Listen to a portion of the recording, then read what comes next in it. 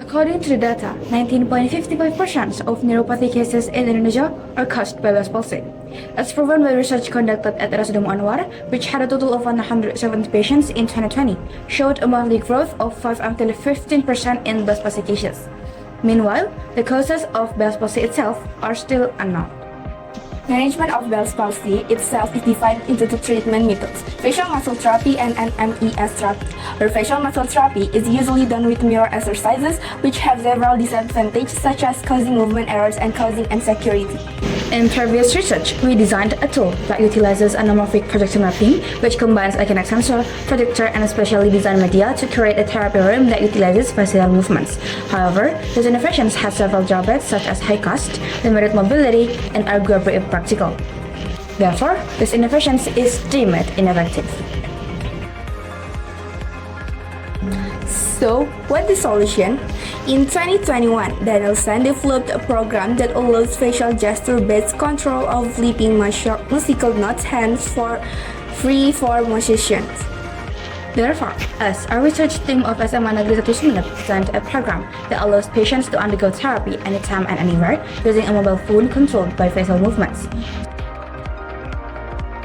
So, here are several problems that will be explained in this research. This research involved several places as follows.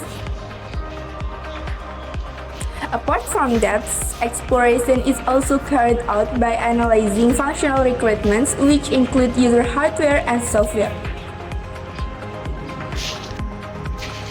The functional requirements analyzed include the application being able to work with parts so that it can display a splash screen. The memory can also analyze and detect accurately.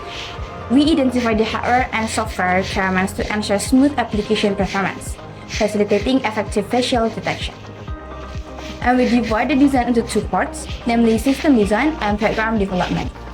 In our system design, we start by creating activity diagrams and use cases activity diagrams show how users interact with the system, while use cases describe direct interaction between users and the system. In system design, we also produce mock-ups and initial prototypes to serve as a reference for creating application. We use software and hardware as stated to create a program, which in this development program produces a programming code for creating an application system. From this design carried out previously, a form of the previous prototype was produced, which is the appearance of the application that will be seen or used by the patient. Apart from that, this chapter displays the result of the program code in the form of a visualization of the code. Next, the testing program is carried out by carrying out a validation test which shows that the application performance is valid, which is then followed by usability test, which shows learnability, flexibility, effectiveness, and attitude. Following the validation test, an effectiveness test is conducted by comparing the affected and unaffected sides of the face in the patients. The results show a close to zero improvement in facial symmetry, confirming the effectiveness of the test. Next, a questionnaire with disability test question is given to Bell's palsy patient who used the innovative tool with the following points. Next, the feasibility test, what we do with the assessment expect as stated. Then, our test was conducted on 10 palsy patients with the prolonged period of application usage as the reference. From the graph, patients who recovered more quickly were those with a consistent graph.